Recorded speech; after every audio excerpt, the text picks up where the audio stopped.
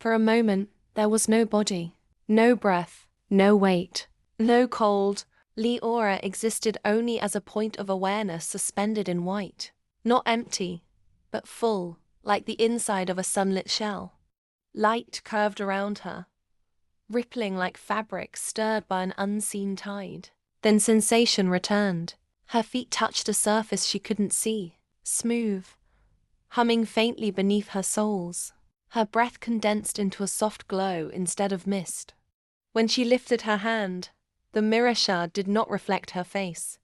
It reflected something behind her that wasn't there. She lowered it quickly. The corridor extended ahead, widening into a rounded chamber that pulsed with a slow, organic rhythm. The walls were made of a translucent material that looked like glass and bone woven together. Within its layers, geometric shapes flowed like migrating fish. A voice, not spoken, not human, vibrated softly through the chamber. One who remains enters. Leora froze. Who said that? The chamber responded without sound, shifting its light. Not a voice, a memory. The words weren't heard. They arrived fully formed inside her chest, vibrating through her ribs. She stepped forward cautiously. Every movement made the chamber shift slightly, as though it were adjusting to her presence. The hum under her feet changed pitch. The walls brightened where she looked, dimmed where her attention drifted.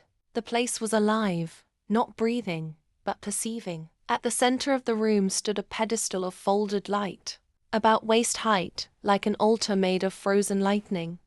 Suspended above it was a single object, a small sphere, smoky white, swirling with faint shadows. Without touching, she felt its temperature, warm, like skin. First memory, the chamber pulsed. Theirs and yours. Leora stepped closer. What memory? The shadows inside the sphere shifted. For a moment, they resembled a city. Towers, lights, crowds, then melted into something biological. Perhaps neurons, perhaps roots. The surface glowed brighter as she approached. The architect's first imprint, the blueprint of the dream. She hesitated. A faint vibration grew under her fingertips. Not unpleasant, more like anticipation. Will it hurt me? She whispered. It will show. Not take. Her breath shook. She wasn't sure she believed that. Slowly she reached out. Her fingers brushed the sphere, and the world dropped away. She was no longer in the chamber. She was suspended above the earth as it had been long before the ruin. A lush world, noisy and vibrant, filled with millions of lives. Cities glowing gold at dusk, forests rippling in wind, rivers cutting silver across continents. But beneath the surface, she felt it. There was a tension, something growing, something cracking. Voices layered over one another, distant and urgent. We can't evacuate everyone. The storms won't stop. If the core destabilizes, put them under, link them. It's the only way to preserve them. We'll guide the dream from the inside.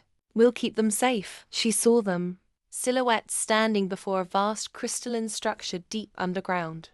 The first pods. The first network. The first intrusion into consciousness.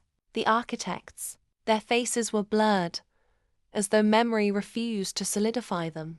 But their emotions were clear. Fear, hope, grief, resolve. Then the vision fractured.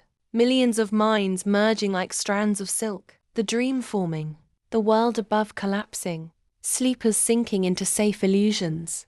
And the architects stepping willingly into the network to steward it. Then something went wrong. A surge. A scream behind silence. Threads snapping violently. Half the architects dissolving into light. The others trapped in incomplete forms. Echoes, shadows, influences, but not beings. Not living. Not dead. The dream, wounded but functional, sealed itself. Leora gasped. The vision shattered into darkness. She fell to her knees in the chamber. Her hands trembled. Her breath came ragged. The sphere floated serenely above the pedestal, untouched by what it had shown her. She wiped her eyes and whispered, "So that's what you were." The chamber dimmed, as if acknowledging sorrow. For the first time, She felt the weight of history pressing on her, not as story, but as inheritance. Humanity had been saved, and sacrificed, and forgotten. She swallowed, her throat tight. Why show me this? The chamber responded slowly, carefully. Because you remain, and we are almost gone. Leora's heart lurched. Gone? She echoed. What do you mean? But the light around her suddenly flickered. The chamber trembled. A soft, keening sound rose from the walls, not mechanical but pained, like a creature struggling to hold form. The artifact was weakening, and she hadn't learned all it meant to show her. She stood, bracing herself. What do I do?